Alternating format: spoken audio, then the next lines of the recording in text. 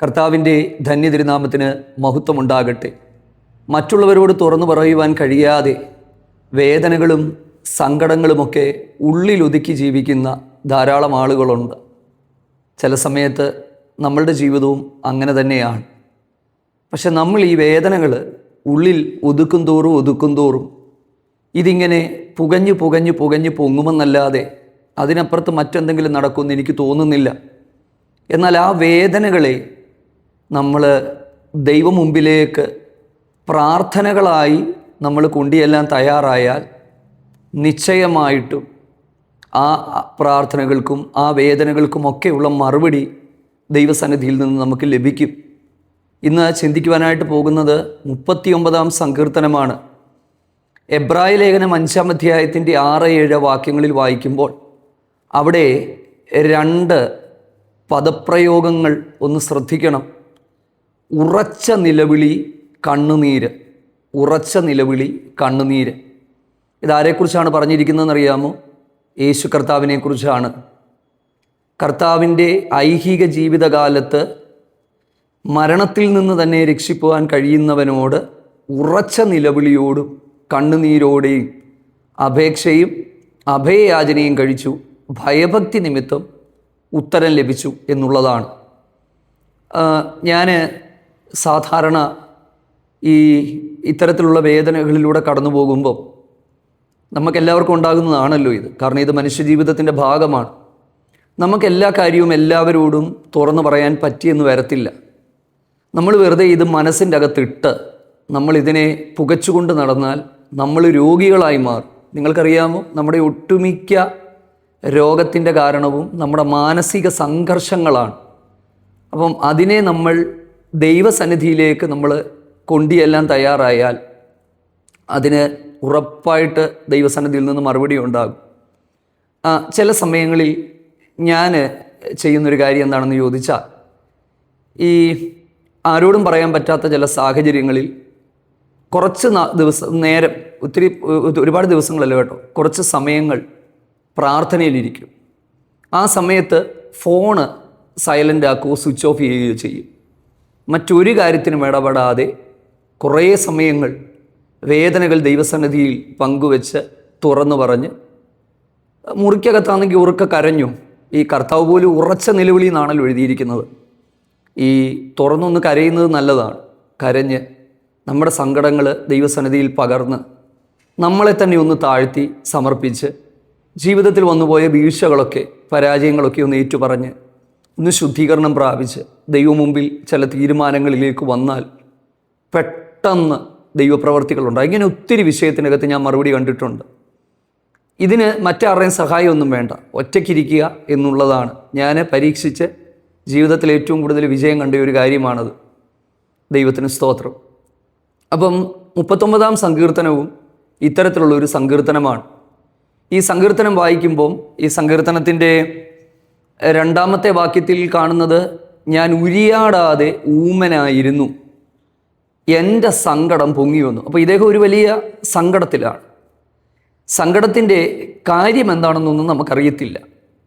നമ്മളിതിന് വലിയൊരു theological explanation ഒന്നും ഈ സങ്കീർത്തനത്തിന് അല്ലാതെ എന്താ പറയുന്നത്, ഒരു വലിയ ആഴമായ വ്യാഖ്യാനത്തിലേക്കൊന്നും പോകാതെ നമ്മുടെ മാനുഷിക ജീവിതവുമായിട്ട് നമുക്കിതിനെ ഒന്ന് താരതമ്യപ്പെടുത്തി നമുക്കിതിൽ നിന്ന് എന്താണ് ആത്മീയ ചിന്തകൾ കിട്ടുന്നതെന്നുള്ളത് നമുക്ക് നോക്കാം. കാരണം നമുക്കറിയാം, ഇന്ന് ഏറ്റവും അധികം ആളുകൾ മാനസിക സംഘർഷങ്ങൾ, ഡിപ്രഷൻ, സഹായിക്കാൻ ആരുമില്ല, ചതിയിലും വഞ്ചനയിലും അകപ്പെട്ടവർ, സുഹൃത്ത് ബന്ധങ്ങളിൽ നിന്നും സ്നേഹബന്ധങ്ങളിൽ നിന്നുമൊക്കെ മുറിവുകളേറ്റവർ, ബന്ധുമിത്രാദികളിൽ നിന്നൊക്കെയുള്ള വേദനകൾ, ഒത്തിരി പേരെ അറിയാം. ഇത് ഞാൻ വെറുതെ പറയുന്നതല്ല. കാരണം പ്രാർത്ഥനയ്ക്ക് വേണ്ടിയൊക്കെ ദിവസവും ഒരു 20, 25, 30 പേരെങ്കിലും വിളിക്കാറുണ്ട്. അപ്പം ഇവരുടെ എല്ലാം അനുഭവങ്ങൾ ചേർത്ത് വെച്ചും കുറേ വർഷങ്ങളായി കർത്താവിൻ്റെ വേലയിൽ ഇങ്ങനെ മുമ്പോട്ട് പോവുകയും ചെയ്യുന്ന ധാരാളം ആളുകളെ കാണുകയും അവരുടെ ഹൃദയങ്ങളെ അറിയുകയും ചെയ്യുന്ന ഒരാളെന്നുള്ള നിലയിലാണ് ഞാൻ പറയുന്നത്. അപ്പം ഇത് ശരിക്കും നമ്മുടെ മനുഷ്യജീവിതത്തിൽ സ്വാഭാവികമായ ഒരു കാര്യമാണ്. അപ്പം നമുക്ക് ആ സമയത്ത് എന്താ ചെയ്യുന്നത്? സങ്കടങ്ങളെ പ്രാർത്ഥനകളാക്കി തീർക്കുക, ഇത്രയേ ഉള്ളൂ. 1-2 വാക്യങ്ങളിലേക്ക് നമ്മൾ വരുമ്പം, നാവ് കൊണ്ട് ഞാൻ ഇനിയും പാപം ചെയ്യത്തില്ല, ദുഷ്ടൻ എൻ്റെ മുമ്പിൽ ഇരിക്കുമ്പോൾ എൻ്റെ വായി കടിഞ്ഞാണിട്ട് കാക്കുമെന്ന് ഞാൻ പറഞ്ഞു. ഞാൻ ഈ നാവിനെക്കുറിച്ച് ധാരാളം മെസ്സേജുകൾ ഞാൻ പറഞ്ഞിട്ടുണ്ട്. നമ്മുടെ നാവിനെ നമ്മൾ സൂക്ഷിക്കണം. നമ്മുടെ അനുഗ്രഹങ്ങൾ നഷ്ടപ്പെടുന്നത് നാവിലൂടെയാണ്. അപ്പം ഇവിടെ ഈ ദൈവദാസൻ, ദൈവഭക്തൻ ഒരു തീരുമാനം എടുക്കുകയാണ്. എടുത്ത തീരുമാനമെന്ന് പറയുന്നത്, ഞാൻ ഇനിയും ആരുടെയും മുമ്പിൽ പറഞ്ഞു തെളിയിക്കാനൊന്നും നിൽക്കുന്നില്ല. സത്യമല്ലേ? ഈ പറഞ്ഞു തെളിയിക്കാൻ ശ്രമിക്കും തോറും ഈ എന്താ പറയുന്നത്, അതിനെതിരെ പ്രവർത്തിക്കുന്നവരായ ചില ആളുകളുണ്ട്. അതുകൊണ്ട് ചില സമയങ്ങളിൽ ഉത്തരത്തേക്കാൾ സംസാരത്തേക്കാൾ മൗനമാണ് ഏറ്റവും നല്ല ആയുധം. ഇത് നമ്മളെ പഠിപ്പിച്ചത് ആരാണെന്നറിയാമോ? യേശു കർത്താവാണ്. നമ്മൾ ശ്രദ്ധിച്ചാൽ മതി. ഈ പീലാത്തോസും ഹേരോദാവും അങ്ങനെ കുറേ ആൾക്കാർ, മതപുരോഹിതന്മാരുമൊക്കെ ഈ കള്ളയാരോപണങ്ങൾ തനിക്കെതിരെ നടത്തി ഈ കോടതിയിൽ വിസ്തരിപ്പാനായി ക്രൂശീകരണത്തിന് മുമ്പ് നിർത്തുമ്പോൾ പലരും ഏറിയൊന്ന് ചോദിച്ചിട്ടും ഒന്നും മിണ്ടാതെ നിന്നൊരു യേശുവിനെ നമുക്കവിടെ കാണാനായിട്ട് പറ്റും. ശ്രദ്ധിച്ചാൽ മതി.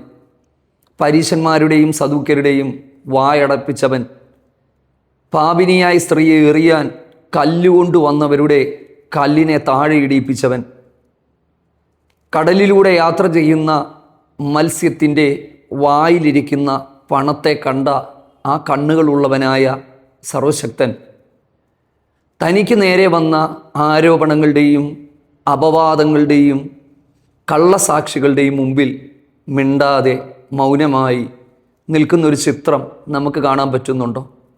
എന്തിനായിരുന്നു അതെന്ന് ചിന്തിച്ചിട്ടുണ്ടോ? വേണമെങ്കിൽ ഒരൊറ്റ ദൂതനെ ഇറക്കി നിഷ്പ്രയാസം ആ കോടതിയിൽ നിന്ന് പുറത്തു വരാമായിരുന്ന കർത്താവ് പിതാവിൻ്റെ ഇഷ്ടത്തിനായി തന്നെത്താൻ ഏൽപ്പിച്ചു കൊടുക്കുകയായിരുന്നു. ചില സമയങ്ങളിൽ മൗനം ഉത്തരം പറയുന്നതിനേക്കാൾ നല്ലതാണ്. അപ്പം ഇവിടെ എഴുതിയിരിക്കുന്നത്, ഞാൻ മൗനമായിരുന്നു, നന്മയെ ഗണ്യമാക്കാതെ മൗനമായിരുന്നു, എൻ്റെ സങ്കടം പൊങ്ങി വന്നു. പക്ഷേ ഈ സങ്കടത്തെ എപ്പോൾ നമുക്ക് പ്രാർത്ഥനകളാക്കാൻ കഴിയുന്നു എന്നുള്ളതാണ്. കാരണം നമ്മൾ പ്രാർത്ഥിക്കാത്രത്തോളം കാലം ദൈവത്തിന് പ്രവർത്തിക്കാൻ കഴിയില്ല. നമ്മുടെ ഹൃദയം ദൈവത്തിനായി വിട്ടുകൊടുക്കാത്രത്തോളം കാലം, ദൈവം മുമ്പിലേക്ക് ആ വിഷയങ്ങളെ ഏൽപ്പിച്ചു കൊടുക്കാത്രത്തോളം കാലം നമ്മുടെ ചുമടുകൾ നമ്മൾ തന്നെ വഹിച്ചാലേ പറ്റത്തുള്ളൂ. അധ്വാനിക്കുന്നവരും ഭാരം ചുമക്കുന്നവരുമായുള്ളവരെ എൻ്റെ അരികിലേക്ക് വരുവിൻ, ഞാൻ നിങ്ങളെ ആശ്വസിപ്പിക്കുമെന്നൊക്കെ പറഞ്ഞപ്പോൾ അവിടുത്തെ അരികിലേക്ക് ചെല്ലേണ്ടുന്ന ഉത്തരവാദിത്വം നമ്മുടേതാണ്. നമ്മൾ പല സമയത്തും ഇതങ്ങ് ചുമക്കുകയാണ്. അതുകൊണ്ട് പ്രിയമുള്ളവരെ, സ്നേഹത്തോടെ ഞാൻ പറയട്ടെ, നമുക്ക് ദൈവം മുമ്പിലേക്ക് ഇത് ഇറക്കി വെക്കാനായിട്ട് കഴിയണം. നിൻ്റെ ഭാരം യഹോവയുടെ മേൽ വെച്ചുകൊള്ളുക. അപ്പം നമ്മുടെ ഉത്തരവാദിത്തമാണ് ഇത് വെക്കുക എന്നുള്ളത്. എനിക്കൊരു ചെറുകഥ ഓർമ്മയുണ്ട്. ചിലരൊക്കെ അറിയാമായിരിക്കും. ഒരിക്കൽ ഒരു കാളവണ്ടിക്കാരൻ വഴിയിലൂടെ ഭാരവും ചുമന്നുകൊണ്ട് പോകുന്ന ഒരു വയോധികയെ കണ്ട് അവരെ സഹായിപ്പാനായിട്ട് തൻ്റെ കാളവണ്ടി നിർത്തി. വളരെ പ്രായം കൊണ്ട് ഈ വെയിറ്റെല്ലാം ചുമന്നുകൊണ്ട് പോകുന്ന ഈ അമ്മച്ചിയെ കാളവണ്ടിക്കാരൻ വണ്ടിയിൽ കയറ്റി. വണ്ടി മുമ്പോട്ട് പോയപ്പോൾ കാളവണ്ടിക്കാരൻ ഒരു കാര്യം ശ്രദ്ധിച്ചു. വണ്ടിയിലാണ് അമ്മച്ചി ഇരിക്കുന്നെങ്കിലും ചുമട് തോളിൽ നിന്ന് വണ്ടിയിൽ വെച്ചിട്ടില്ല. കാളവണ്ടിക്കാരൻ ആകാംക്ഷയോടെ ഈ അമ്മച്ചിയോട് ചോദിച്ചു, എന്തിനാണ് ചുമട് ഇപ്പോഴും അമ്മച്ചിയുടെ തോളിൽ വെച്ചിരിക്കുന്നത്? അമ്മച്ചിയുടെ ഉത്തരം രസകരമായിരുന്നു. മോനെ, എന്നെ സഹായിച്ചത് നിൻ്റെ നല്ല മനസ്സ്. എന്നാൽ ഈ ഭാരം കൂടെ നിൻ്റെ കാളവണ്ടിയിൽ വെച്ച് നിന്നെ എന്തിനാണ് ഞാൻ ബുദ്ധിമുട്ടിപ്പിക്കുന്നത്? എന്നോട് കാണിച്ച സ്നേഹത്തിന്, കരുതലിന് ഞാൻ ഇത്രയെങ്കിലും നിന്നോട് കാണിക്കണ്ടേ? കാളവണ്ടിക്കാരൻ ചിരിച്ചു. അർത്ഥം മനസ്സിലായി കാണുമല്ലോ. പ്രിയരെ, നമ്മുടെ ഭാരം ദൈവം മുമ്പിൽ വെക്കാനാണ് ദൈവം നമ്മളെ തിരഞ്ഞെടുത്തത്. പക്ഷെ പല സമയത്തും നമ്മൾ ആ ഭാരം ചുമന്നുകൊണ്ട് പോവുകയാണ്. അതുകൊണ്ട് ആ ഭാരങ്ങളൊക്കെ ഒന്ന് ഇറക്കാം. ശ്രദ്ധിക്കുക.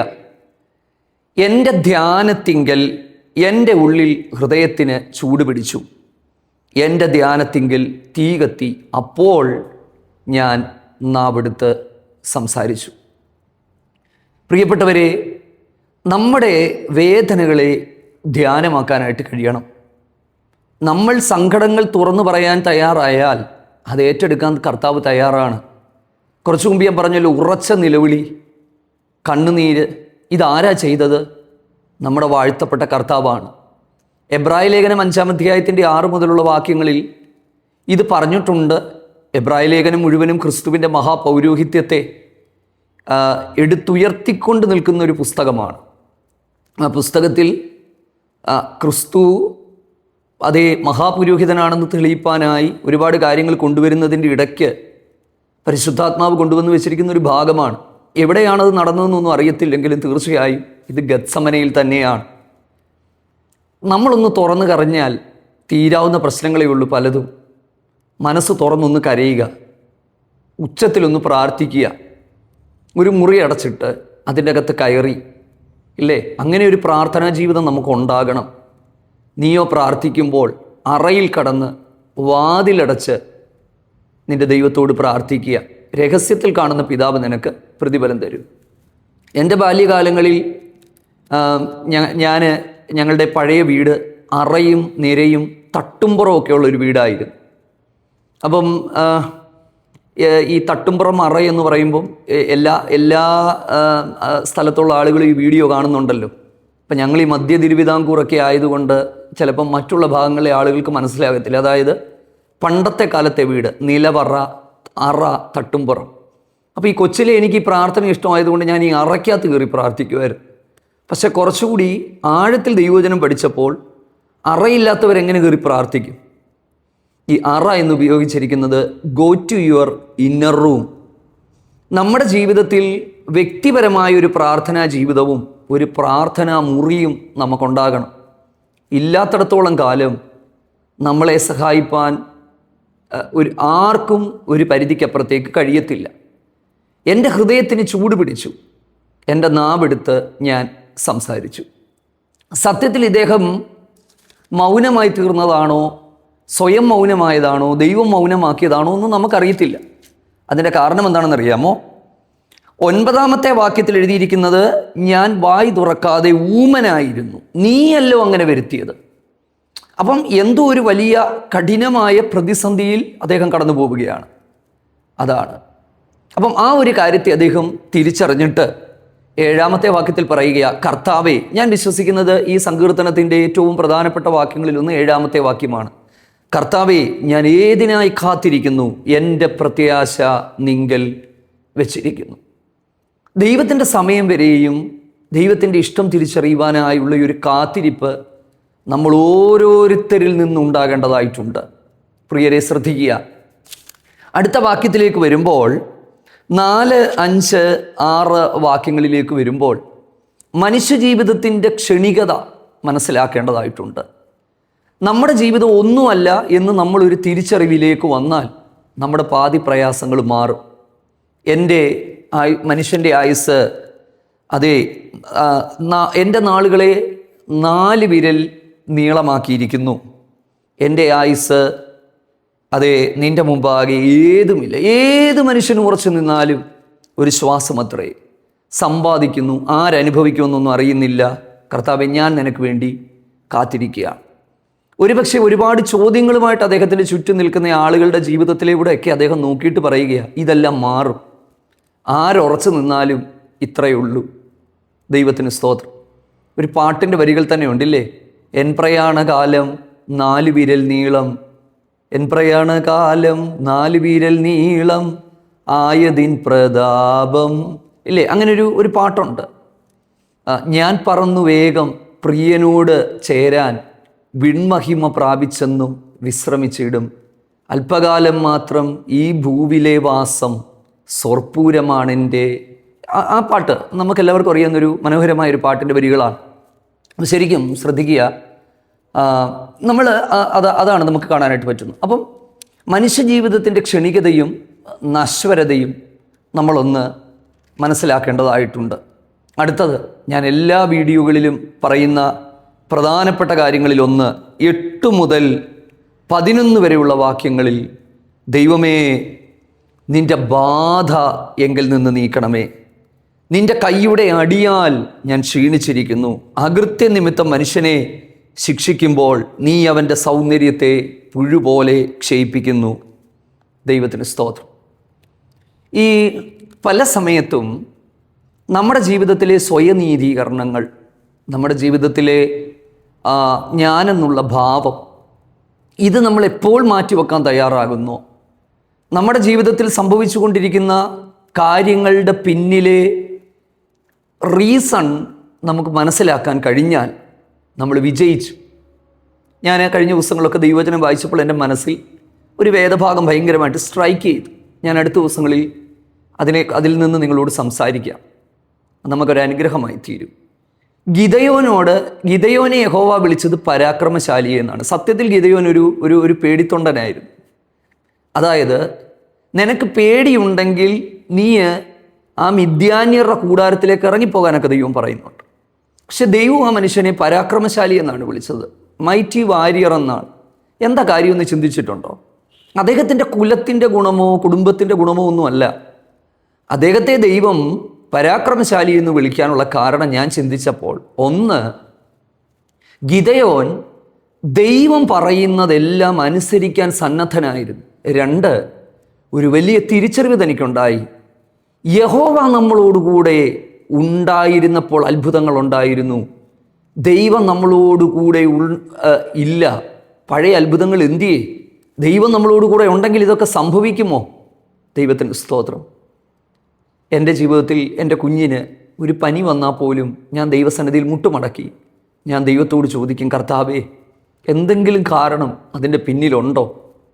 ചിലരുടെ ജീവിതത്തിൽ എന്തോ സംഭവിച്ചാലും അത് മറ്റുള്ളവരുടെ മുകളിലേക്ക് ചുമത്തി വെക്കുന്ന ആൾക്കാരുണ്ട്. ദൈവത്തിന് സ്തോത്രം. പക്ഷേ യഥാർത്ഥമായ ഒരു ദൈവഭക്തൻ ജീവിതത്തിൽ സംഭവിക്കുന്ന കാര്യങ്ങൾ ദൈവം മുമ്പിൽ നമ്മളതിനെ അനലൈസ് ചെയ്ത് വചനത്തിലൂടെ നോക്കി നമ്മുടെ കുറവുകൾ, നമ്മുടെ അകലിച്ചകൾ, നമ്മുടെ പാപങ്ങൾ, നമ്മുടെ തെറ്റായ തീരുമാനങ്ങൾ അതിന് കാരണമായി തീർന്നിട്ടുണ്ടെങ്കിൽ അതൊന്ന് ഏറ്റുപറയാനും അതൊന്ന് ശുദ്ധീകരണം പ്രാപിപ്പാനും നമ്മൾ ഓരോ ദിവസവും നമ്മൾ സമയമെടുക്കണം. നിന്റെ കൈയുടെ അടിയാൽ ഞാൻ ക്ഷീണിച്ചിരിക്കുന്നു. ഞാൻ എൻ്റേതെന്നുള്ള വാക്കുകൾ ഞാനൊരു ഹോംവർക്കായിട്ട് തരിക. എത്ര പ്രാവശ്യം അതിനകത്ത് എഴുതിയിട്ടുണ്ട്. ഞാൻ എൻ്റെ വഴികളെ സൂക്ഷിക്കും, ഞാൻ പറഞ്ഞു, ഞാൻ നോക്കി, ഞാൻ എൻ്റേത്. കണ്ടോ? നമുക്ക് നമ്മിലേക്ക് തന്നെ ഒന്ന് നോക്കാം. എൻ്റെ ജീവിതത്തിൽ നമ്മൾ പല സമയത്തും മറ്റുള്ളവരെ കുറ്റം പറയുന്നവരാണ്. അവർ കാരണമാണ് എനിക്കിത് പറ്റിയത്, അവരാണ് എന്നെ ഇങ്ങനെ ആക്കിയത്. അതൊക്കെ നമുക്കൊന്ന് നിർത്താം. നമുക്കിതെല്ലാം ഒന്ന് നിർത്തി നമുക്ക് നമ്മിലേക്ക് തന്നെ ഒന്ന് നോക്കാം. യഥാർത്ഥമായ വഴികളിലൂടെ ദൈവത്തെ അന്വേഷിക്കുക എന്നുള്ളതാണ്. ഈ ഗിദയോനുമായിട്ട് ബന്ധപ്പെട്ട് ഞാൻ അടുത്ത ദിവസങ്ങളിൽ ഞാനത് പറയാം. ഗിദയോനോട് ദൈവം നിയമപ്രകാരം അവിടെ ചെയ്യുന്ന കുറച്ച് കാര്യങ്ങളുണ്ട്. ഇൻ ആൻ ഓർഡർലി മാനർ എന്നാണ് വേദപുസ്തകത്തിൽ ഏത് കാര്യത്തിനും ഒരു നിയമമുണ്ട്. ഈ ഉപവാസത്തെക്കുറിച്ചൊക്കെ ഞാൻ പറഞ്ഞാൽ എല്ലാത്തിനും ഒരു വ്യവസ്ഥയും നിയമവുമുണ്ട്. ആ ദൈവിക നിയമങ്ങളെയും പ്രമാണങ്ങളെയും നമ്മൾ അറിഞ്ഞ് ആ നിയമത്തിന് അനുസൃതമായിട്ടാണ് നമ്മൾ ചെയ്യുന്നതെങ്കിൽ ഉറപ്പായും മറുപടി ദൈവസന്നിധിയിൽ നിന്ന് പുറപ്പെടും. 12-13 വാക്യങ്ങളിലേക്ക് വരുമ്പോൾ, കർത്താവേ, എൻ്റെ കണ്ണുനീർ കണ്ട് മിണ്ടാതിരിക്കരുതേ. ഞാൻ എൻ്റെ സകല പിതാക്കന്മാരെ പോലെ അന്യനും പരദേശിയുമാണ്. ഞാൻ ഇവിടെ നിന്ന് പോയി ഇല്ലാതാകുന്നതിന് മുമ്പ് ഉന്മേഷം പ്രാപിക്കേണ്ടതിന് നിൻ്റെ നോട്ടം എങ്കിൽ നിന്ന് മാറ്റണമേ. 38ഉം 39ഉം സങ്കീർത്തനങ്ങൾ നമ്മൾ ഒന്നിച്ച് ചിന്തിക്കേണ്ടുന്ന സങ്കീർത്തനങ്ങളാണ്. ദൈവകരം ഒരു മനുഷ്യൻ്റെ മേൽ ഭാരമായി വരുമ്പോൾ ആ മനുഷ്യൻ്റെ ശാരീരികവും മാനസികവും സാമ്പത്തികവുമായ സകല മേഖലകളിലും ഉണ്ടാകുന്ന വിഷമകരമായ അവസ്ഥകളെക്കുറിച്ച് ഞാൻ കഴിഞ്ഞ സങ്കീർത്തന ധ്യാന സമയത്ത് പറഞ്ഞു.